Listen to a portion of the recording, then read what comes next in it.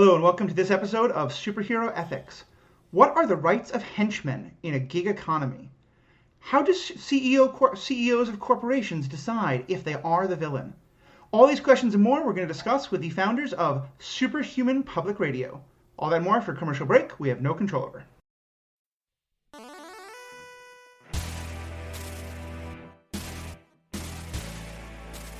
Welcome back. My name is Matthew. I'm your host. And today I have an episode I've been really excited to be a part of ever since these folks contacted me. There's a great radio show that's available on...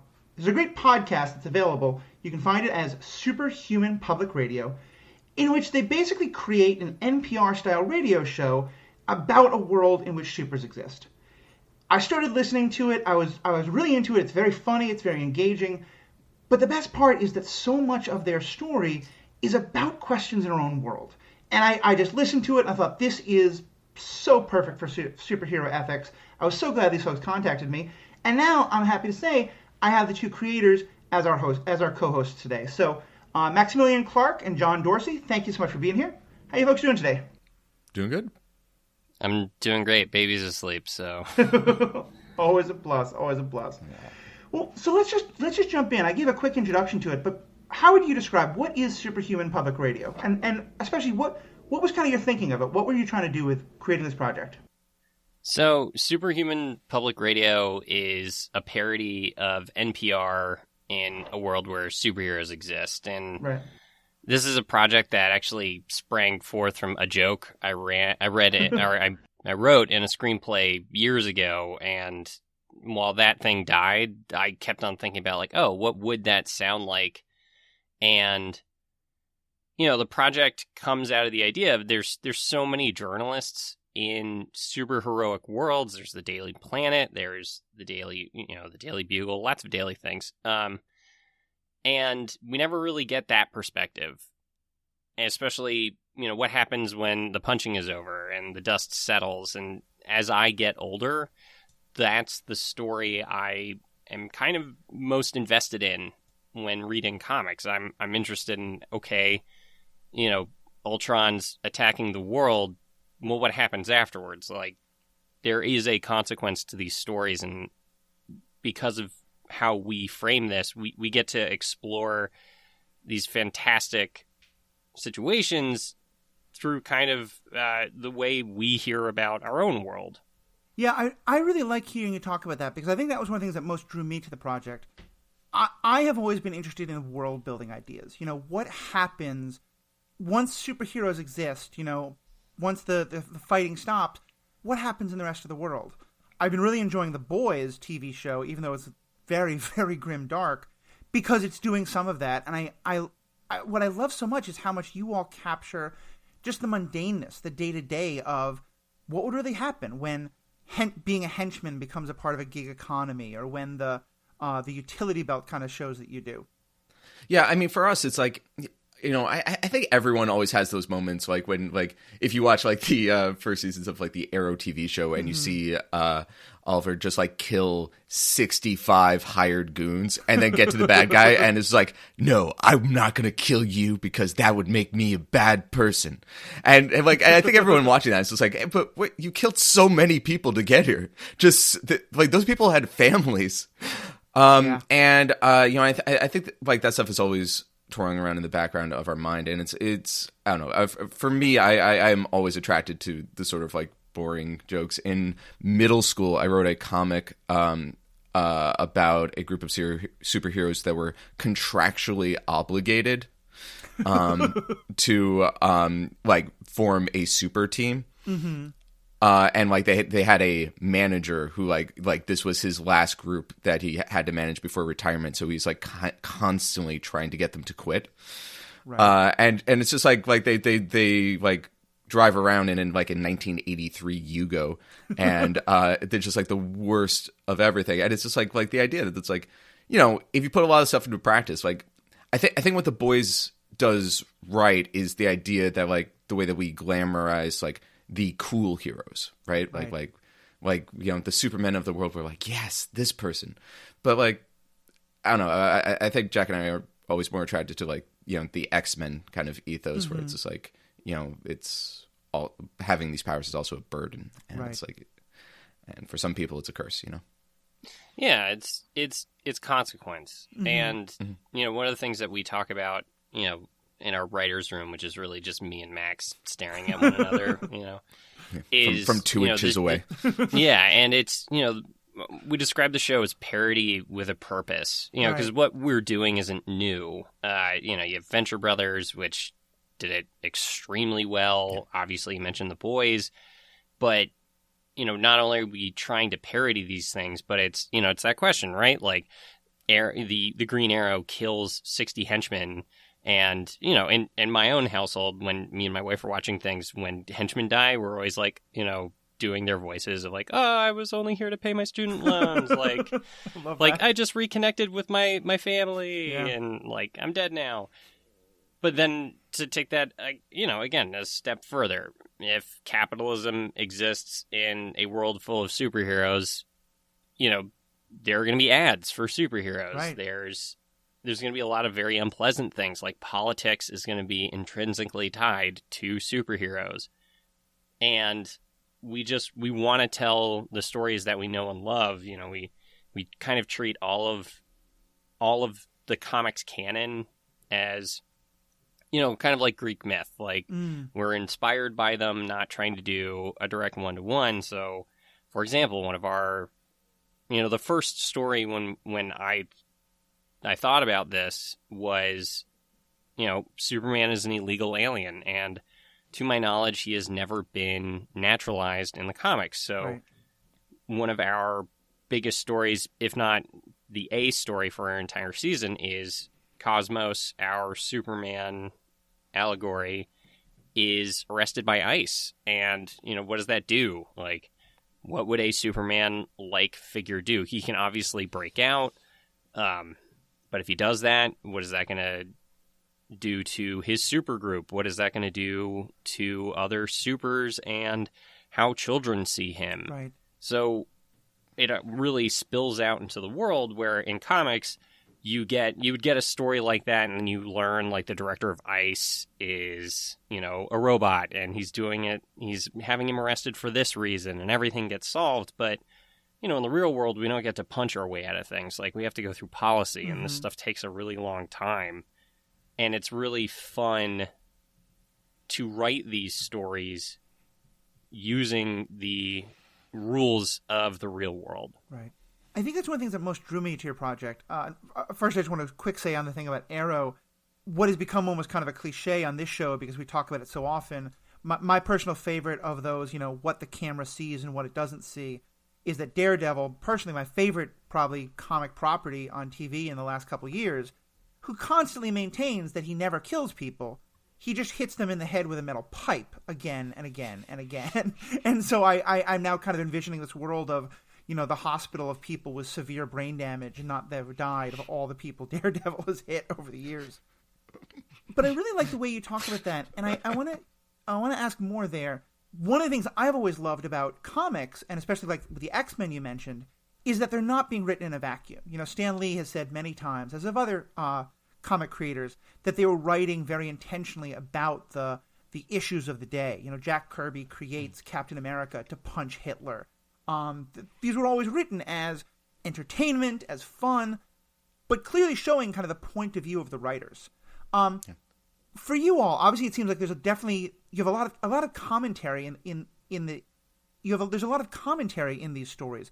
Where was that playing for you in terms of what you were thinking about as you were writing this? In terms of like how much you were just wanted to kind of pose questions, or where you had a point of view and you had something you wanted to express through these? Yeah, well, I mean, we were writing a lot of this early last year, and I think actually probably late 2019 we had a couple of things in, and so like before COVID, Remember the World, we got to focus on the other small horrors of daily life. I mean, like in the Doom Scroll, there's a big reason immigration is such a big part of our season, but just the slow and daunting rise of fascism, the way in season 2 we're planning to talk a lot about the sort of way that individual people, just normal people, get radicalized. yeah, I mean, like what you said, like, I mean, like so many of comics were born out of like, you know, the Jewish experience in the 30s and 40s, right? Like the idea of being an outsider, and, you know, X-Men is, again, always just like a stand-in for the civil rights of whatever day X-Men's being published in. And we love that. We think that, you know, there are people that won't listen to you if you're talking about the reason like refugees, you know, deserve a life free of fear. Right. But if you're talking about space aliens, you know, all of a sudden they relax a little bit. And I think, you know, any good storytelling, you know, is able to use allegory. I mean, like, even like that's what fairy tales are, right? Like they take a moral point and they put it in a genre that allows you to relax and think about the internal abstract issue without being bogged down in your own personal biases.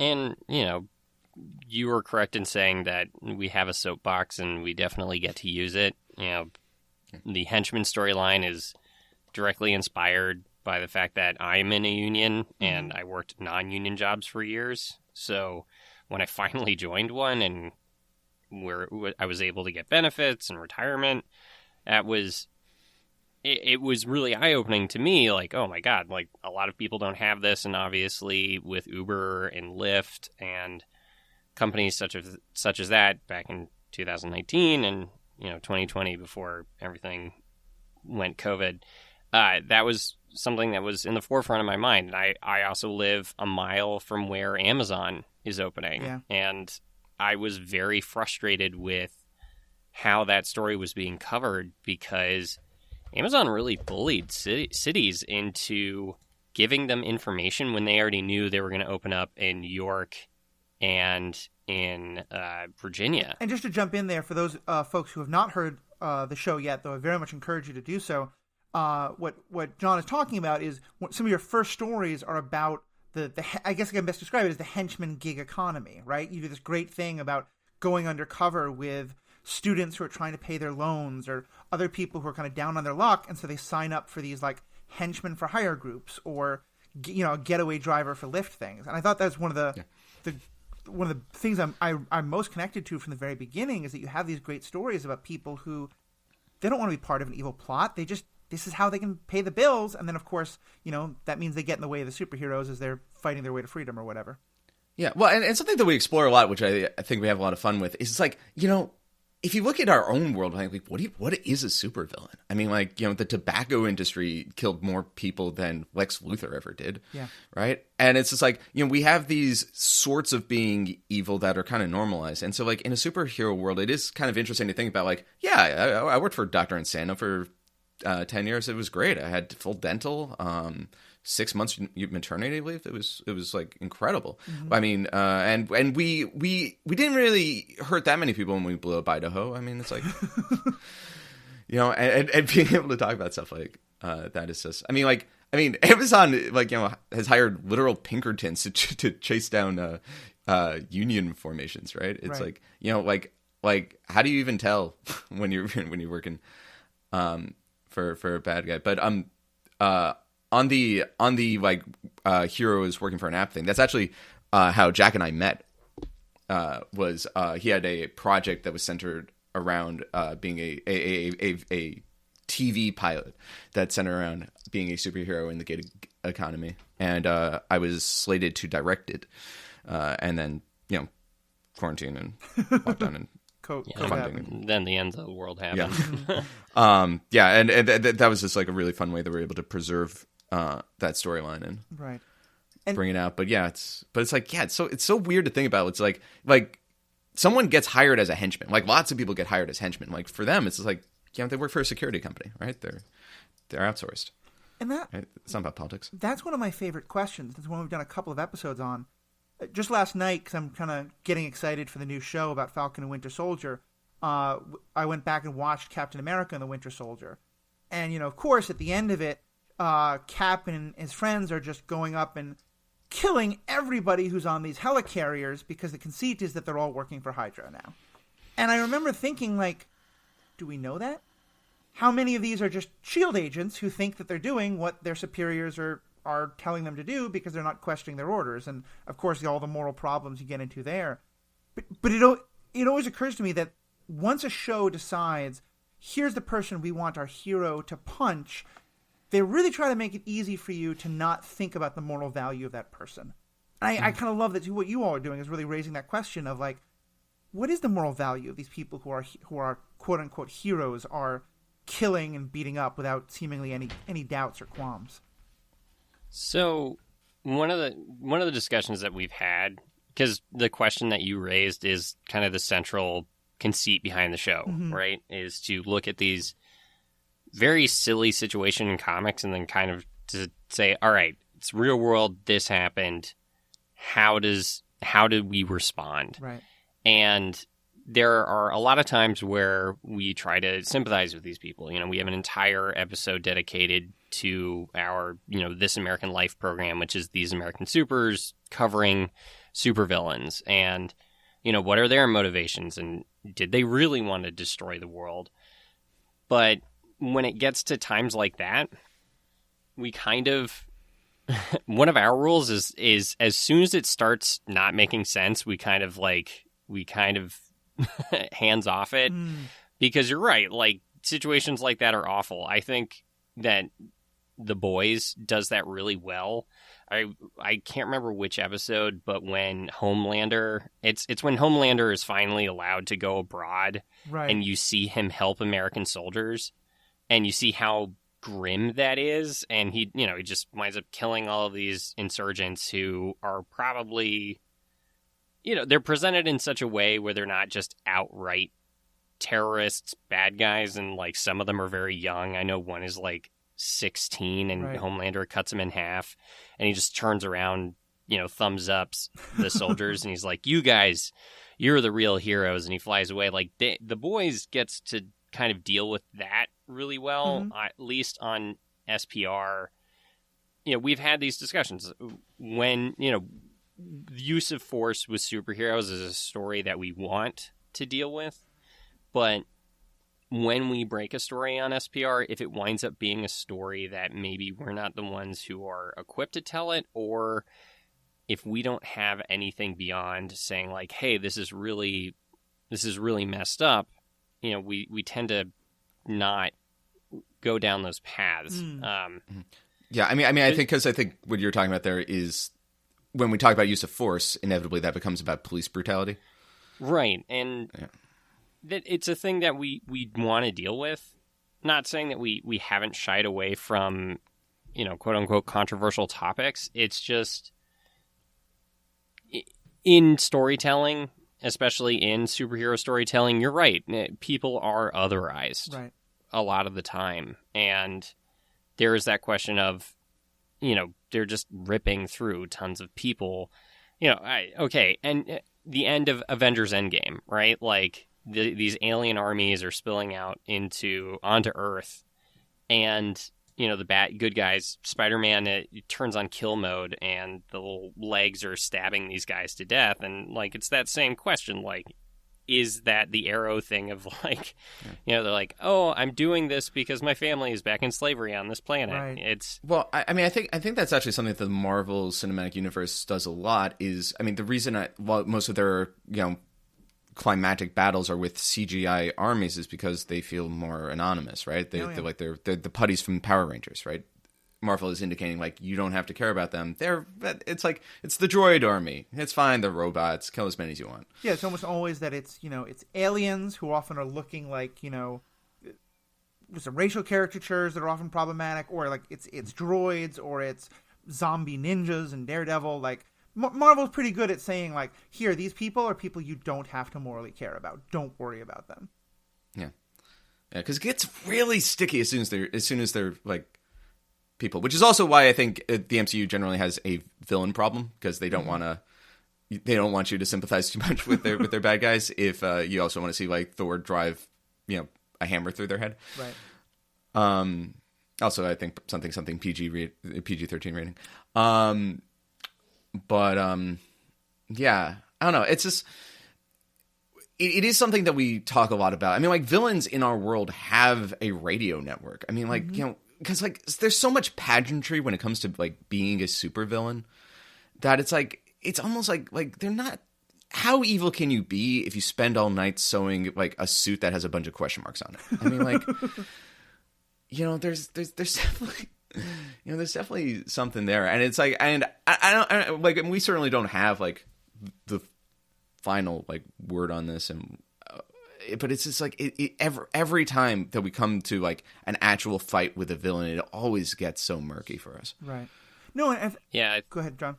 I was going to say, I think within the season we only have one outright capital V villain in a character called Babylon, but we don't really go into him.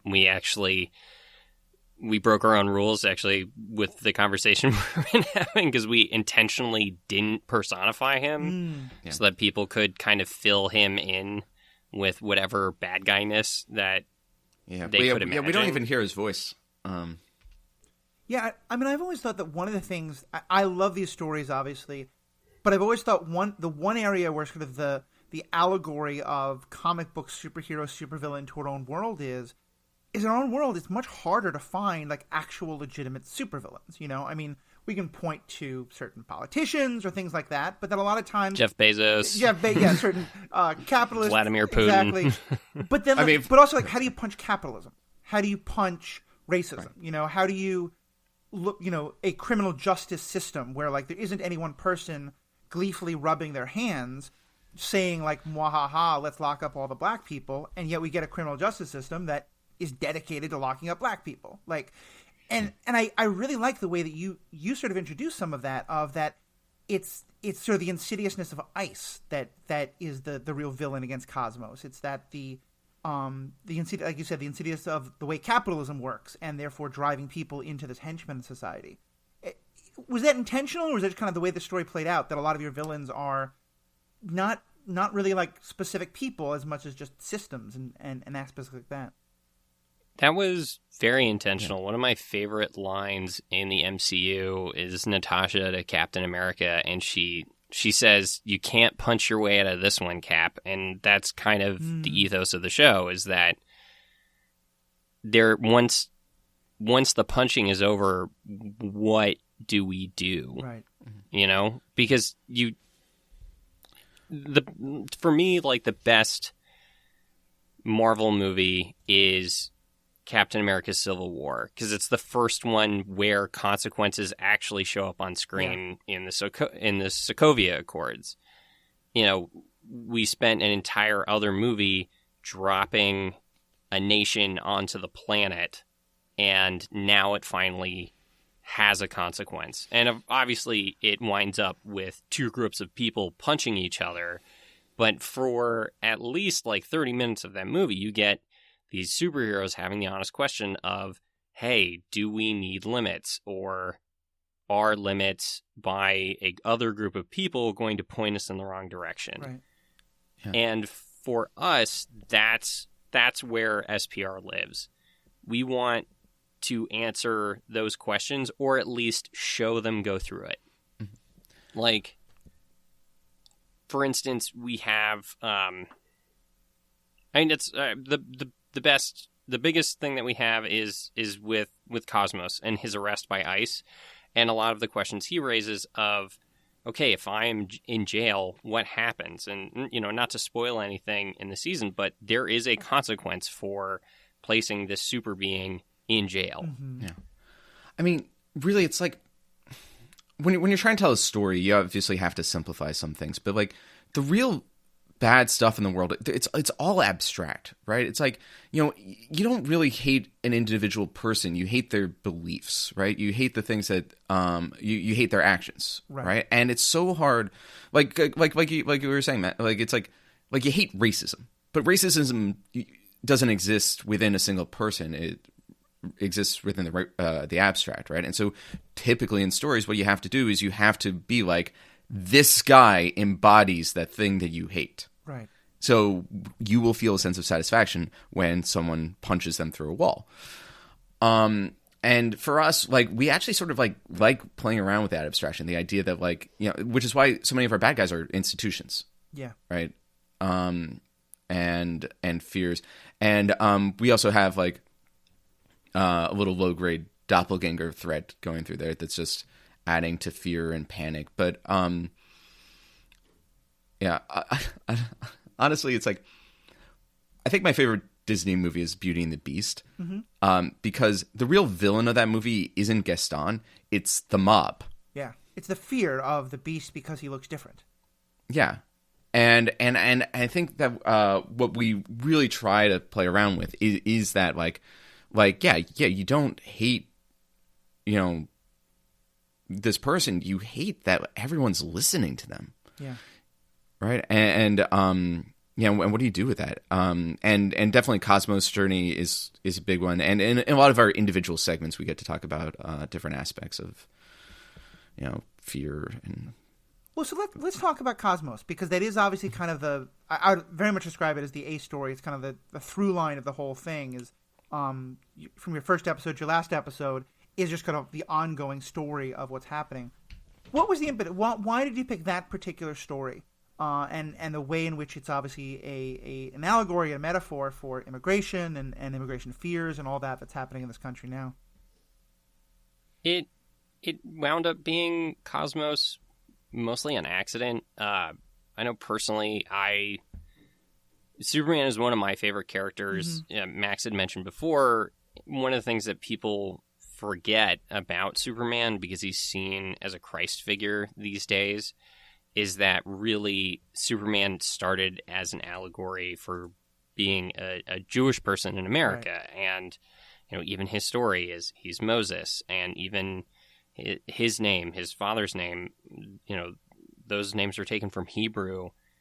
So personally, I've had a lot of, you know, everybody who reads comics are like, I have my comic book story. And, you know, this is one of those things that I've thought about with Superman forever.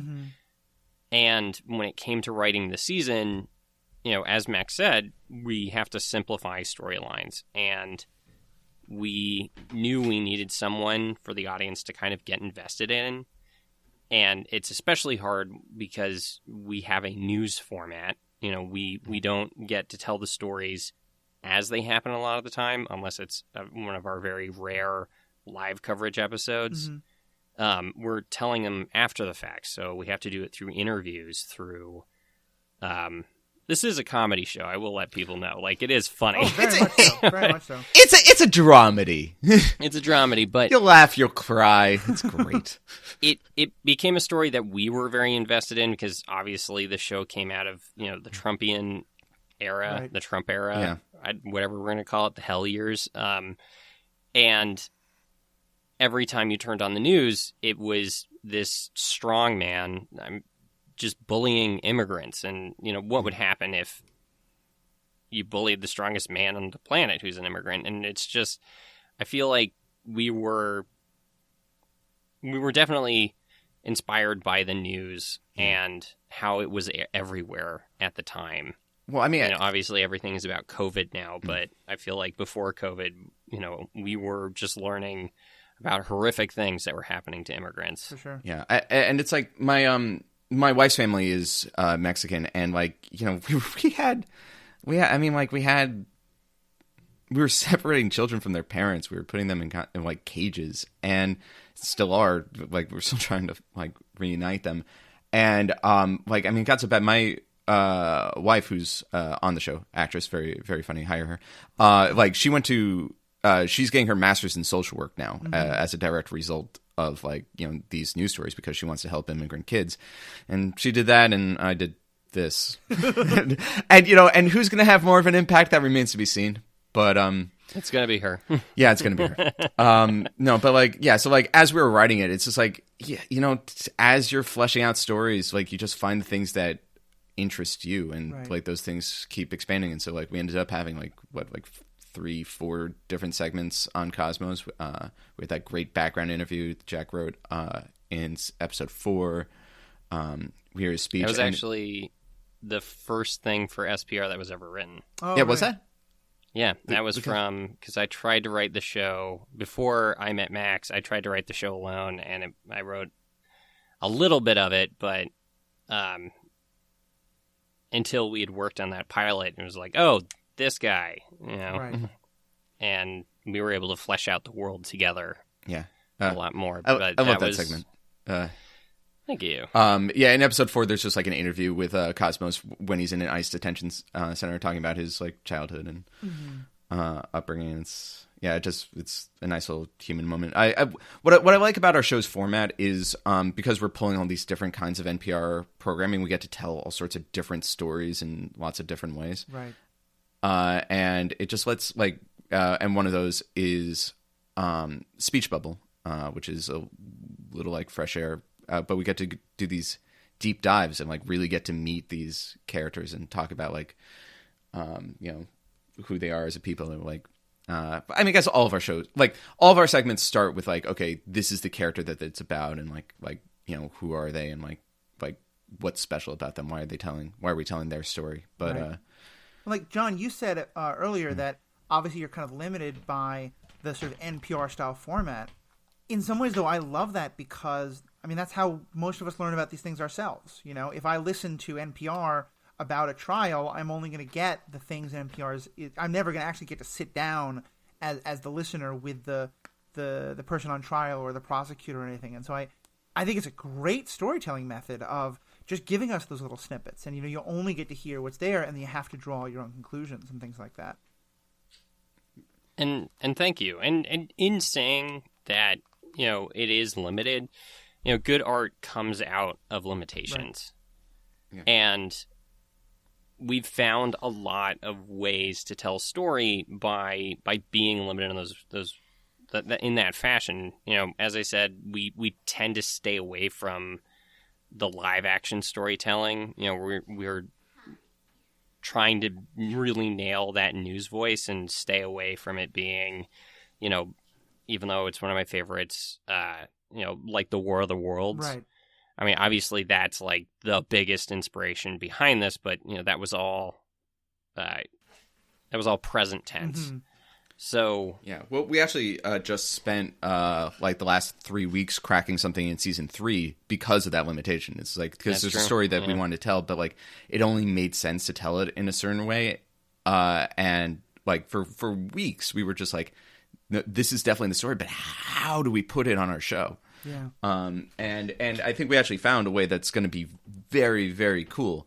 But that's born out of saying that like we're not going to compromise on our format. So how do we make it work? I mean, one of my favorite things that you all do, just in terms of the world building, is because it really made me think about something in our own world. You just casually mention how everyone feels about 7/20, and that clearly some terrible thing happened on July 20th. And unless I missed it, you never really actually explain it that much.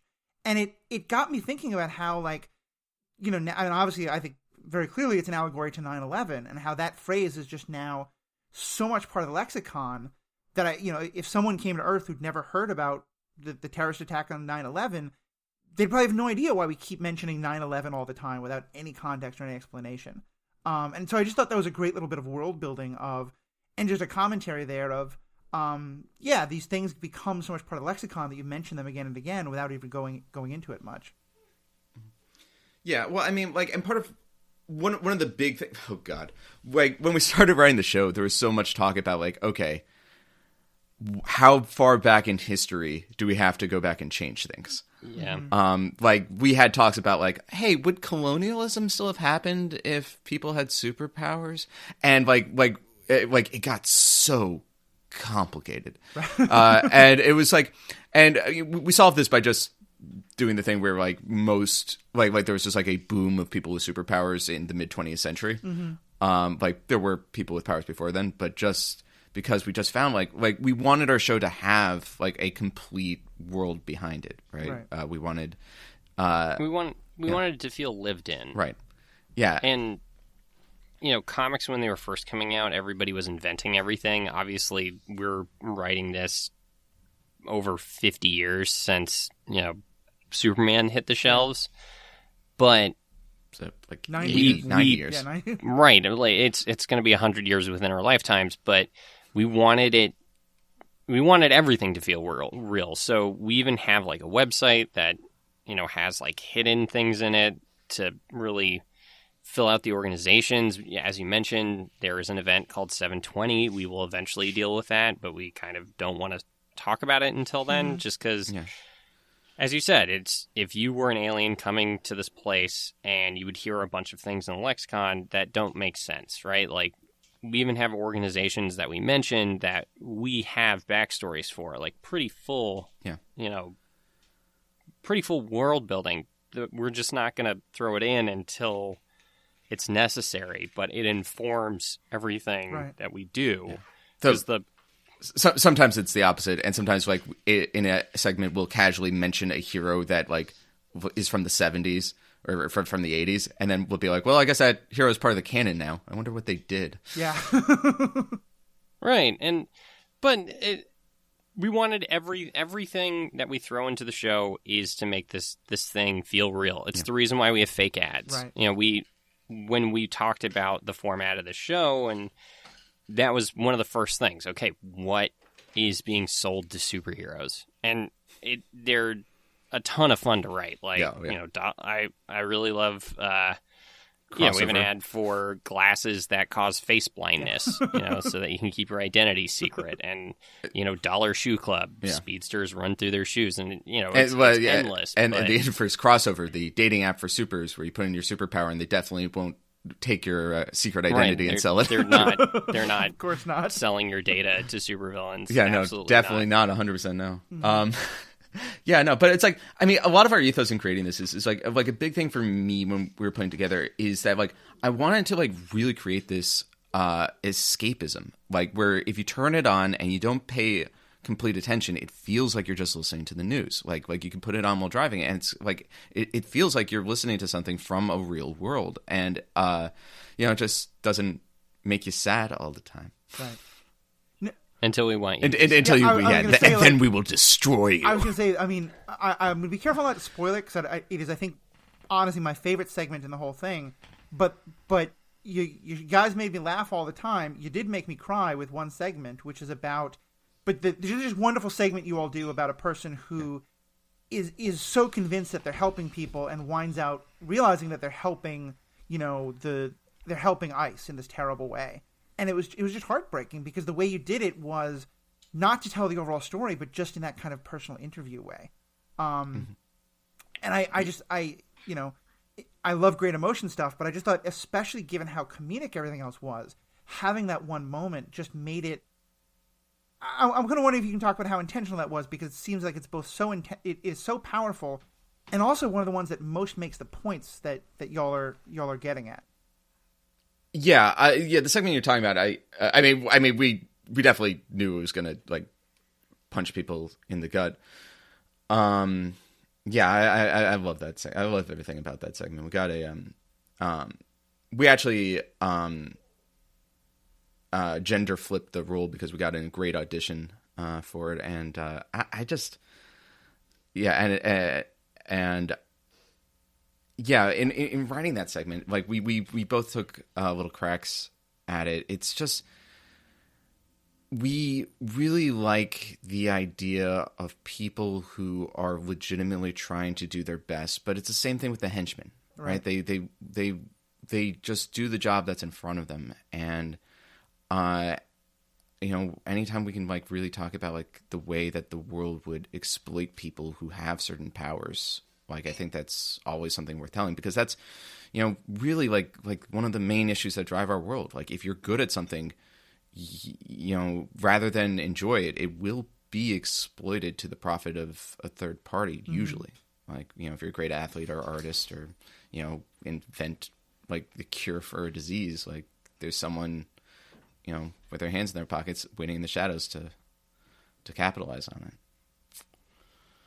And, you know, just from a storytelling standpoint, you know, dramatic movies have funny moments. And even though we wanted this to be a parody and very funny, we knew that there were going to be times where we could tell stories that mattered. Right. So when a story is sad, we don't shy away from it. We've definitely killed a few stories because we're like, this is just sad the entire time and without a purpose. You know, again, parody with a purpose. Yeah, I like that idea. Sometimes we are going to tell a story that's sad, but, you know, most of the time we're trying to make you laugh. Well, and so let's talk about one of the other big things you parody. The Legion is a big part of your story. It's I think it's supposed to be very much a Justice League kind of allegory. Yeah. But over the course of the story, you come to realize this is not a heroic great group necessarily, especially in terms of, you mentioned the Amazon story, that they are looking for a headquarters and obviously doing all kinds of like really problematic stuff. Talk a bit about what was your thinking with the Legion story and how you wanted to play it, especially when you're putting Cosmos there as so very much the hero. How did the Legion want it to be different? Well, I mean, for us, in our world, one of the big rules is that if you have superpowers and you want to be a hero, you can register with an organization, become official, like, hey, I am a hero. Or you can be independent and be called a vigilante, like Goat Man out there. And I think this is one of those areas where, like, I find ourselves most contrasting with a show like The Boys, because in The Boys, what's the name? Vought. Vought is just like evil. Like they are doing bad things for bad people for bad reasons. Right. And I think the Legion is a little bit more nuanced. It really is just that corporate America kind of heroes where it's like, no, they're doing a valuable service, but they also are very much self-interested. And the heroes who work for the Heroic Legion are good, decent people for the most part, but, you know, they are bound by the same rules. I mean, like, you know, our storyline in season 1 is very much making them the Amazon of Heroic Leads. And we're going to have a lot of fun talking about, you know, the gross monopolization of industries in future seasons, because there are other organizations besides the Legion. There's like the Southern Battalion and a couple that we haven't come up with names for. But it's, you know, it's what you mentioned before. Most often the sources of evil in our world are systems. Yeah. You know, police individually are not bad. Policing as an institution, as it stands today, is flawed. And it's because systems exist to protect themselves. And, you know, obviously we were inspired by Amazon. Like, we are going to deal with how superheroes police themselves in future seasons, and a lot of our organizations, we for lack of a better term, we tend to kitchen sink them. Mm-hmm. You know, the Heroic Legion is there to talk about corporate America. Right. Yeah. But also the police. It's actually funny that it is this weird hybrid between police union and corporation, which in reality, I mean, like, that's what the Justice League is, right? Because this is our response to, like, you know, criminals in the world, and so therefore police union. But it's also a brand, right? And they sell merch, right? They have characters that are well known. They're celebrities, right? So it is walking that middle line, but because of that, it has the flaws of both of those kinds of organizations. Right. An ethical issue that I've talked about a lot on this show is I often sort of separate villains in between, like, the villain that thinks they're the hero versus the mustache twirler. You know, and the mustache twirler is what you often get of the mwahaha, and to me tends to be less interesting. The stories I love are the people like Killmonger or Kingpin or those folks who think that they are doing the right thing. And generally in those shows, we see them only once they've become the villain. But I'm also interested in the moment when, like, they are a good person, but someone's getting in the way of them doing good. And so they're like, well, I guess it's okay to hurt this person. You know, the thinking that can get in there of, if I know that I'm doing the right thing, then anything that gets in the way must be a problem. And to me, it's that one, like, how do you recognize when you're actually doing good versus when it's just self-interest and you're protecting yourself, not protecting your ability to do good and things like that. And I love, to me, the Legion's a great metaphor of that, because, like you said, they're not mustache twirlers. They genuinely want to do good, but anything that now gets in the way of their doing what they think is right, they're seeing as a problem. All right. Well, I mean, it's also like different math for different people, but I mean, like, I think you're describing like good villains and bad villains. Right. I mean, because like the ones you mentioned are the ones you remember. Like, those are the ones like, yeah, versus like, Thor villain who was there and has similar powers comparable to Thor. Yeah. Right. I think you're describing characters versus characterization. Yeah, or like archetypes. But yeah, I mean, I think that's it's like people with legitimate wants and needs and goals who like are acting in their own interests to the best of what they think is right. I mean, like, yeah, that is what bad people do as well as good people, right? Like that's the thing that makes them complete and morally ambiguous. I mean, we actually play around with that. In episode 5, we have a segment called The Question, where someone who works for a Fortune 500 company like has to like look around and be like, wait a second, are we supervillains? Because like they do things corporate America does. They cut down rainforests. They exploit child labor, and you have to look at it and be like, yeah, our corporation was responsible for millions of death. Wait a second. Well, and I think what I love most about that segment is you have this person who's now retired, and he talks about how his entire career he kept asking this question from all the way back in the 70s. And at one point, you have the reporter asking him, I think, just, well, but you kept going to work every day, and the person's response, well, of course, like there's this that sense of the person who's now having this idea of like, well, I always felt guilty about it, but that guilt never made me stop. Well, I think he says like so real world. I think he says like, but try finding a Fortune 500 company that isn't at least a little evil. I mean, it's like I had a wife and kids to support. It's the most disappointing thing about the world is that evil is boring. Yeah.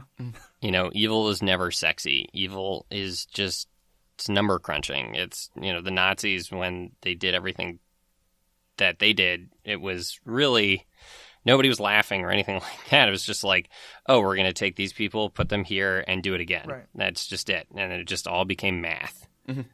Yeah. And a single death is a tragedy, a million deaths is a statistic. Right. And that's one of the things that we cover a lot on the show is, evil is, we want evil to be Killmonger and Kingpin and, these, or any number of Batman villains that have these, like, romantic, terrible backstories, but a lot of the time evil is just, oh, these guys are trying to unionize, we'd have to pay them more money, let's not do that, and then their families like. Well, I mean that's why people like Breaking Bad, right? Like you have a perfectly normal dude who makes logical decision after logical decision that like. Makes him a a supervillain. Like Heisenberg is a supervillain. Also, sidebar, I want to see a Batman comic where it's Walter White versus Batman. That would be I love that. Like that would be top tier Batman villain for me. Well, especially because we recently did an episode on WandaVision where I talked about the idea like one of the things that often happens in the Batman villain, like you said, is they do have that romantic backstory, the Mr. Freeze of it all or the like.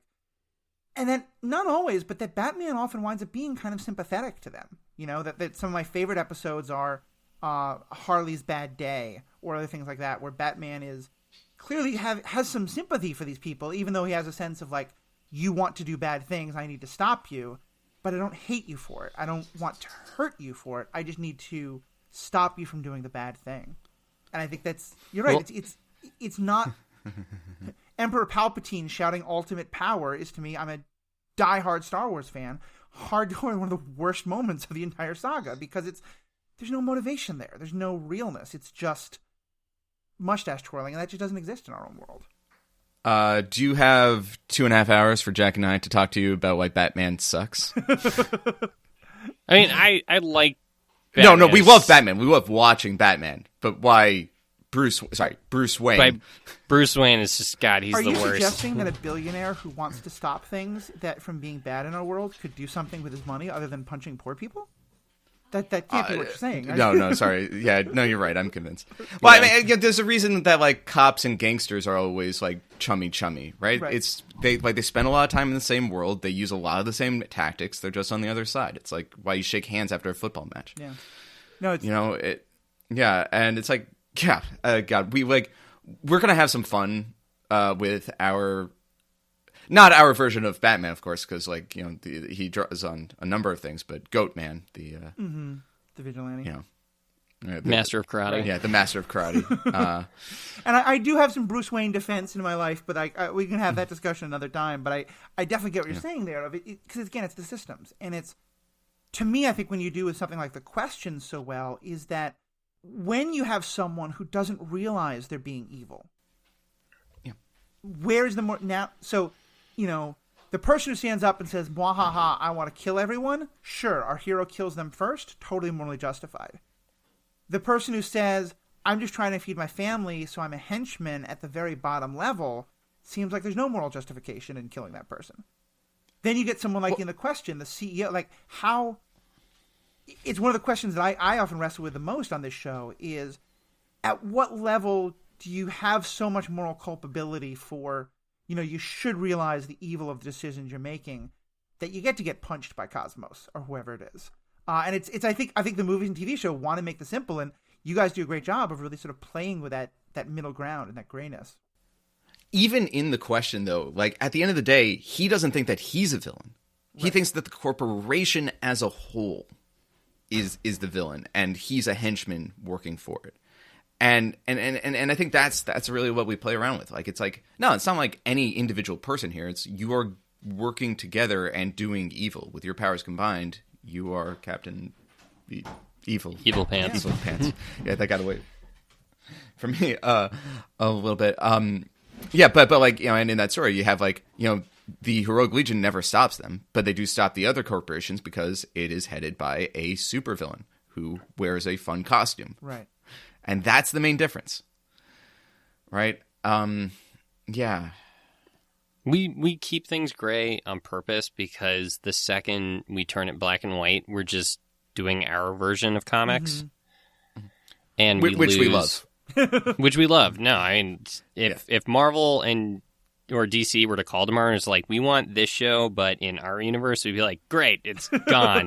we have a bad guy that has the same powers as the good guy. It's going to be great. He wants to blow up the sky using a laser. Oh. It's a dark mirror, but it's fine. Yeah, right? It's fine. Yeah, like no. Well, actually, it's funny that you mentioned that. Like, once you have the Mwahaha guy, like it's okay to kill him, but like then later in the season we have an episode with the Mwahaha guy, and even that guy, like, he doesn't want to kill people, he just wants money. Yeah. Right? You don't hold the world ransom to blow up the world, you hold the world ransom because you want to retire. I think one of my favorite parts, as part of that Cosmos story, you have a couple of interviews with different people, from different perspectives, and you have one supervillain being interviewed from, I think, a prison on the moon, who's saying like, this is terrible. Cosmos deserves the right to stay in America so I can defeat him in true, villain fashion. And it's just this wonderful, like, kind of like you said, the cops and robbers. It's kind of that, like, no, I want him to be able to be in the ring so that I can defeat him and turn him into atoms, but don't deport him first. And it's just such a wonderful, like, of course that's the perspective this guy would have. Well, yeah, it's the I will fight you honorably, and what honorably means is sort of warped by like the insane world that they're in. But it's like, that's like it's like when the other team has to concede because they don't have enough players, right? It's just like that's not how you want to win. Yeah. And we also don't aim for true realism a lot of the time. What? Because the comics are best when they're silly. Yeah. I find myself pining for the days that we grew up in, like the Batman animated series and the Superman animated series, Justice League, X-Men, which still treated the stories as very mature, but never really fully went all realism. Right?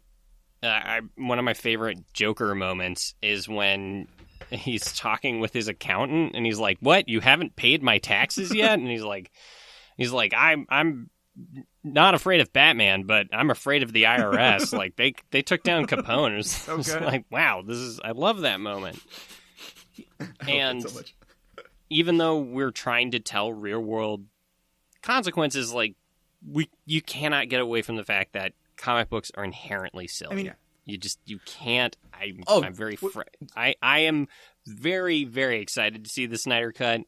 Zack Snyder's grim, dark realism at the same time, not the it's just not as fun. Yeah. You know? Well, and that's part of why I think, like, if we stopped being silly, I don't think anyone would enjoy listening to the show. Oh yeah, because then we would just be moralizing, right? It's like, yeah, like silliness is where we draw our power from. I mean, I think one of my favorite segments you guys do throughout it is the one that's it's basically clearly a ripoff of Car Talk, but where instead of click and clack, you've got I think it's a person and a.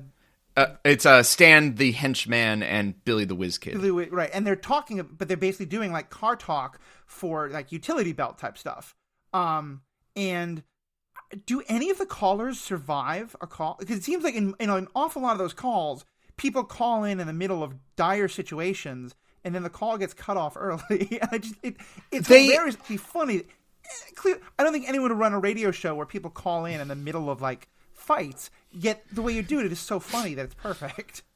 I think we've established that maybe everyone lives at the end. Maybe we're gonna let you decide. Yeah. We're gonna tell you. Yeah. I mean, you know, because I think I remember the second one. The second one. Oh my god! No, yeah. No, well, no. It's episode 2, the first one. But I mean, like in the order we were writing it. I think it was the question at the end where you were like, wait a second, does it actually work? And I was like, no, absolutely not. Nothing ever works on the show. It's fine. Yeah.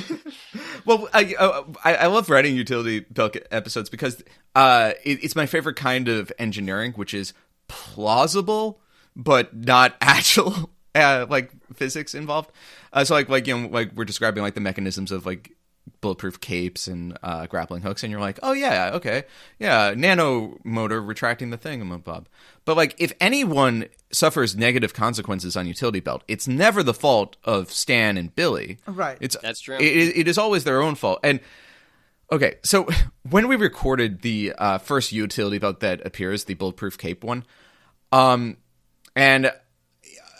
we got a scream at the end that was like maybe not as PG-13 as we would have liked from, because we're talking about a bulletproof cape, and then there was like, I made a sound effect that was a little squishy. Not to mention the rug dropping on the floor sound. Oh, of the body. Yeah. Yeah. And we listened to it, and Jack was right when he said, absolutely not. This is going to bum people out way too much. That the explicit version is available on our Patreon, though, if you do want to hear if you want to be sure that someone died at the end of a utility belt, that is the episode where it happens. But oh Jesus, God! But yeah, so after that, we definitely started cutting it in a way that and using sound effects that implied that, like, yeah, maybe they'll be okay. Yeah.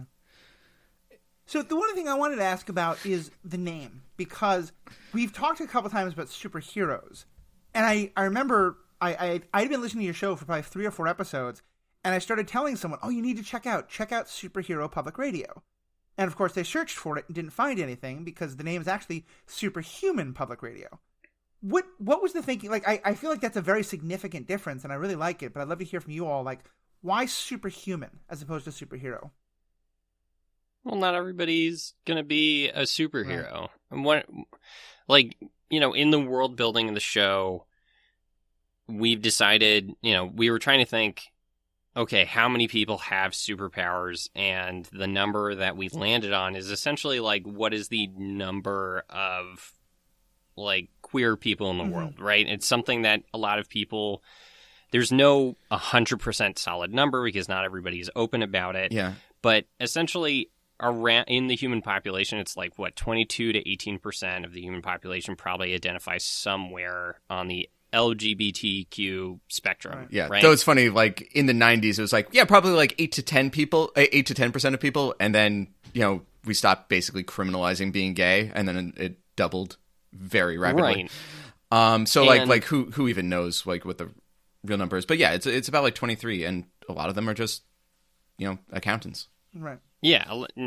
I feel like, again, to use this allegory, is that people looked at gay people and they're like, oh, there's like the 5 people on Queer Eye and then Will and Grace. No one else, right? But there would be a huge amount of people who are superhuman that would have normal lives. And in making the show, you're thinking, oh, like, this is a network for them. And everything that kind of surrounds them. Obviously, it has a superhero bent, but it just felt like that's how it would be in the world. Like, not everything is focused around superheroes. Right. And it's like, and we've also, like, gone back and forth on, like, whether the idea that, like, you know, in this world, is this fully their NPR? Like, is this the station that anyone would listen to? And I think it definitely is something that anyone could turn into, even though it is, like our tagline is, like, superhumans like you, with the, you know, idea that, like, enough superhumans are out there that this is where they get news that relates to their issues. Right. Yeah, I kind of thought of this as kind of like the BET or like the Telemundo in terms of, you know, it's aimed at a specific audience, and anyone's willing, you know, if I was a normal human who wanted to learn more about superheroes, I might tune into this, but I'd know, like, it is programming for that particular community. Right, or if there's, like, a really good show on BET that you want to watch, absolutely, yeah, of course. Watch the hell out of it. Hey Jack, we should probably get the domain Superhero Public Radio though. On it. Yeah. I about a year and a half after I started this, someone published a book called Superhero Ethics from a completely right-wing perspective. So I have learned to be very careful about claiming your names. Oh no. Yeah. Yeah. I mean, I'm like, you know, the idea of the casual superhuman is actually something that we do like to express, and no, that'd be a spoiler. And it is something that in season 2, the idea of just trying to be a normal person with superpowers is going to be made a lot harder, right, in our upcoming seasons. And that is something that, like, you know, it's every generation has some scapegoat, right, that you point to. And I think maybe 10, 15 years ago, like, there was a lot of bluster about, like, how, you know, if you let gay people marry, then people are going to marry a goat, and then when people marry a goat, that's the devil. And then, you know, I guess now maybe it's like refugees. There's always some other that, right,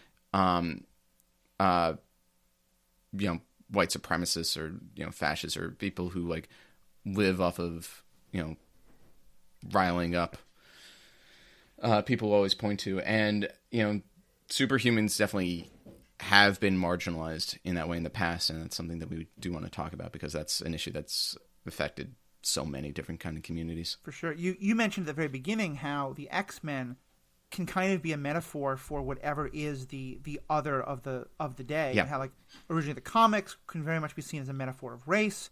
I have an episode that I've recorded that'll probably come out after this one, but that's all about how some of the more recent movies were very much the X-Men as a metaphor both of queerness and also of disability.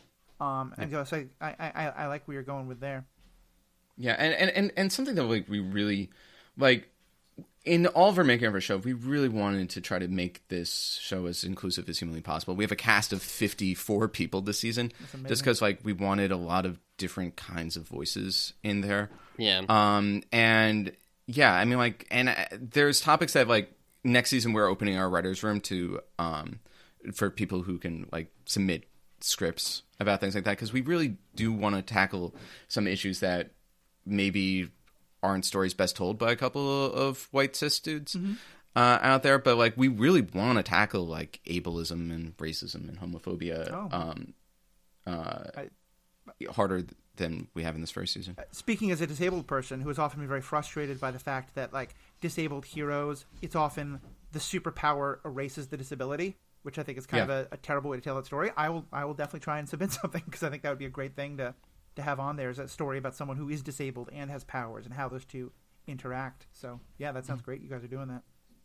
Yeah. And let me kind of use that as my closing question, and then I want to give you all a chance to say anything else you wanted to ask about or talk about. One of the things that I think we hear in fandom all the time, and this discussion can get very toxic very quickly, unfortunately, but is the sort of pushback of, like, take your politics out of my comic book stories. You know, I just want escapism. And as you said, it's kind of ridiculous because you go all the way back to the two Jews in 1930s Cleveland writing Superman clearly as an allegory. You know, Superman's first villains were landlords and husbands who beat their wives, and it was very political and corrupt politicians. But obviously there is this sort of sense of, like, how much how do you find the line between entertainment versus just sort of like using this to make your own political polemics and stuff like that? And I'm kind of curious how, as your creative process, how do you find that line? You very clearly have a soapbox you're wanting to use, which I think is great. That's what superhero stories have always done. But were there stories where you're like, this is becoming a little bit too much, us just making a political point, or ones where you're like, let's push up the politics on this? I mean, I don't think that question ever really like comes into it. Like, That's awesome. Like we don't actively pursue being political or not. There's issues we want to talk about. I mean, for people who are like, oh God, why are you politicizing comics? Like, they don't fuck off. Yeah, yeah, it's like fuck off. It's okay. Yeah, boom, boom, laser, laser. Yeah, like those people just don't know anything about comics, or why they exist, or art, or any medium. Yeah, basically, like if you want an artist to create something that is totally apolitical, I'm sure there's an AI that someone's working on that will gladly do it. But like the act of creating anything is political in some way. It's just how much do you tame yourself? I mean, I'm a big believer that the idea that if you say nothing about politics, you're making an active statement in favor of the status quo, and that once you enter into the world of superhumans once you enter into the world of people who are using force to stop others from doing things they think are wrong, you're by definition making a commentary on the police or on, any use of authority to use violence to stop others from doing what they're doing. And so, I like that perspective of just, of course there's going to be a commentary in it, so you might as well shape it to what you all believe in. Yeah. But it's also,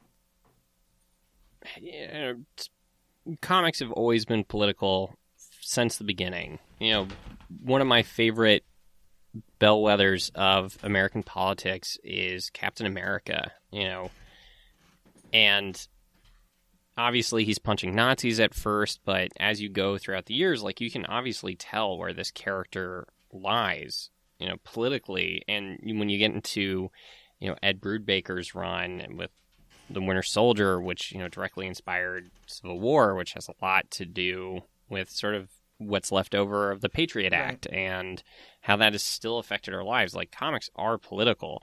Look at Batman. Like, Batman is another one of these characters where whoever is writing him, you get their politics immediately. If you read Frank Miller's run, obviously at the time, he's kind of gone back on this, like, he was very far right and, very Reagan America. But then you look at Grant Morrison's very humanist, somewhat vegan run on Batman. Like, you get who he is as a person. And anyone who says that these things shouldn't be political, well, they're wrong. Well, actually, So actually, I think what it is people equate political with not being fun.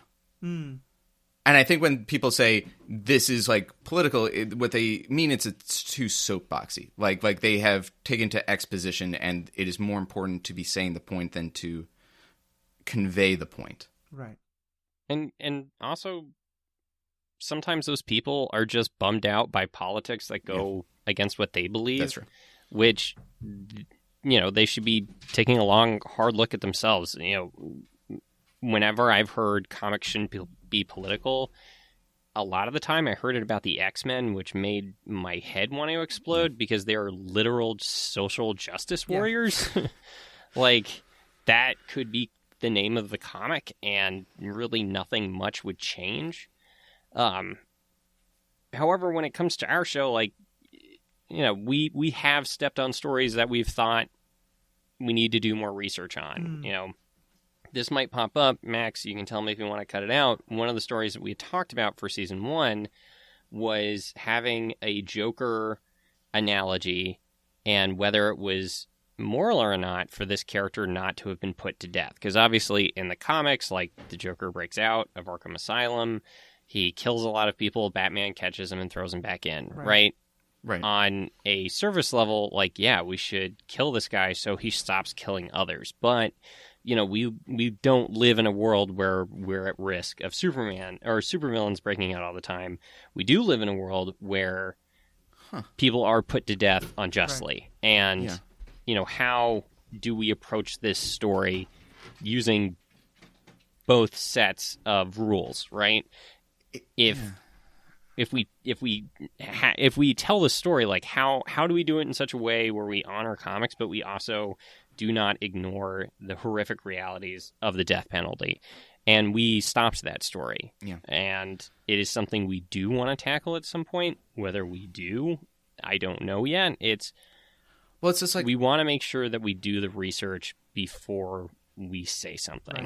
Right. Because it's hard not to draw a moral out of a story. Because, like, especially in doing something that, like what we're doing, where some things are very much intentionally tied to something. Like, if we do a death penalty episode, does it become a statement on the death penalty?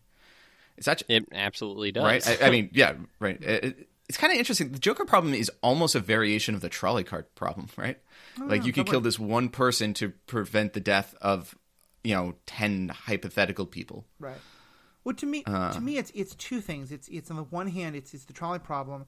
It's also the idea of, when do you accept brokenness? Because if the conceit is always that the Joker would have to die because we haven't been able to create a prison that can hold the Joker, why isn't the answer to build a better prison or build a better mental facility, of course? And then that gets into all the other questions there. So, yeah, I mean, I can both see why that would be a fantastic segment, but also one to maybe be cautious of, because there's just so much to really want to make sure that you're able to talk about from a informed position.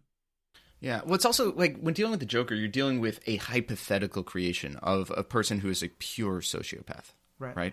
Like there is no possibility of rehabilitation, because like in the Joker's creation, like this is someone who has no no conception of this morality, and that's why it's okay to demonize him in those ways. But yeah, it's like everything gets so sticky like when we're talking about that. It's just like, I guess in some ways, going back to the question sort of started this tangent, it's like, the question of like, when do we politicize it? It's more like a question of, if this were to be politicized, what are we saying with this? Right.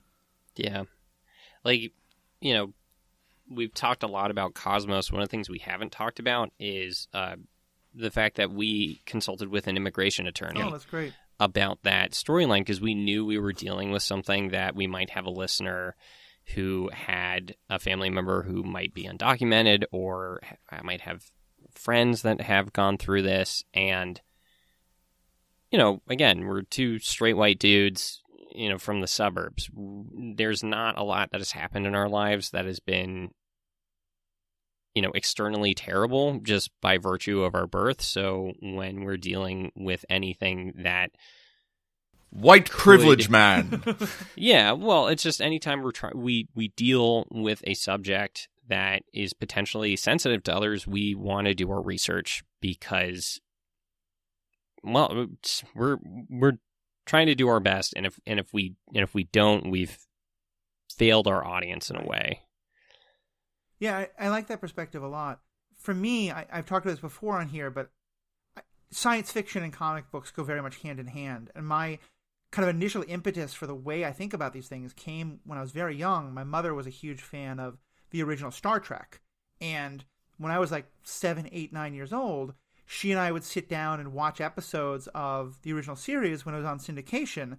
And then she would ask me sort of, okay, well, what do you think about, what did this show have to say about race or power or things like that? And that's where a lot of my sort of early education of the idea of that one of these things these kind of stories can do, whether it's science fiction or comic book or superpowers, is take an issue that's in our own world and then say, okay, what if we sort of stretch it to absurdum, push it to, so it's not a criminal, it's a Joker. What if it's not, if it's not just the immigration, it's the superhuman person in the immigration system.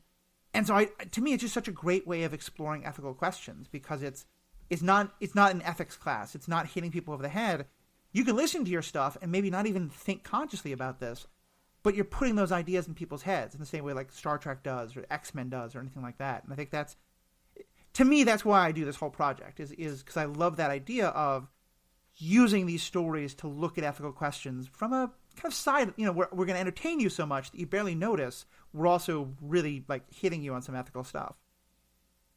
Yeah. Well, superheroes at their best teach children lessons about how to be better people. And obviously, a lot of superhero media has been kicked open for like all audiences, but we got to remember, Batman, Superman, Spider-Man, they were originally aimed at kids, and they were there to teach you lessons about morality. And what we're trying to do and what comics should do today is, honestly, we should be doing the same for adults now. Comics have grown up. It doesn't mean that the violence gets more violent. It should mean that the questions and the lessons that we're being taught should really be there to help us be better adults. Right. Well, I think that's kind of a good way of wrapping up, so I'll just throw it back to you all. Is there any other last points or questions that we didn't get a chance to discuss that you wanted to go into? What are Spider Dan's webs made of? The answer may surprise you. I mean, we are starting to break down season 2 right now. We're hopefully going to start releasing by the end of the year. Awesome. On season 2, and like I said, we're going to be opening our writers' room to freelance submissions. Not going to pay those people well, but it's a chance to see their work produced. It should be mentioned that we get paid nothing. Yeah, that is true. That this is all coming out of our broke freelance pockets. Yeah, and our Patreon. Understandable. And our Patreon. So I can't pay my guests except in exposure. So this is the for those folks who are really interested now. Obviously, I hope everyone subscribes to Superhuman Public Radio. It's easily found on like Podbeam or any of the podcast things. But beyond that, if folks want to support you all with Patreon or find more of each of you, what are the best ways they can do that? Well, every social media and website we have is SPR, Superhuman Public Radio, SPR Pod. So Facebook, Instagram, Twitter, our website even, sprpod.com will get you there. And our Patreon, also SPR Pod. Actually, if you're on Twitter a lot, we have 5 Twitter accounts that are all in universe, and they all awesome. Have discussions with each other that I think 3 people are aware of, and those 3 people have had a great time over the course of our first season watching VLN and the Heroic Legion duke it out in Twitter battles. Well, I will definitely sign up for those. And if you send me what all those names are, I will make sure to put them in the show notes so people can find and subscribe to all of them. Awesome. Jack? Great. All right. Well, thank you all so much. To our listeners, would love to hear your thoughts. Were you already listening to this show and want to chime in? Are you now super interested in checking it out? What do you think of the issues we discussed? You can find us on Twitter or Facebook by searching for The Ethical Panda. On Twitter, it's ethicalpanda77. You can also email us at theethicalpanda@gmail.com. We also now have a Patreon, so please subscribe, support SPR, and if you want to support this podcast as well, you can find that on Patreon at The Ethical Panda. And this podcast is part of a larger podcast network, the Stranded Panda Podcast Network. On that network, you can find my own show about Star Wars. You can also find other great shows about the MCU, DC, Star Trek, all sorts of other properties. A lot of great content. Please check all that out at strandedpanda.com. So on behalf of myself, John, Maximilian, thank you both so much for being a part of this. Thank you all for listening. Have a great day.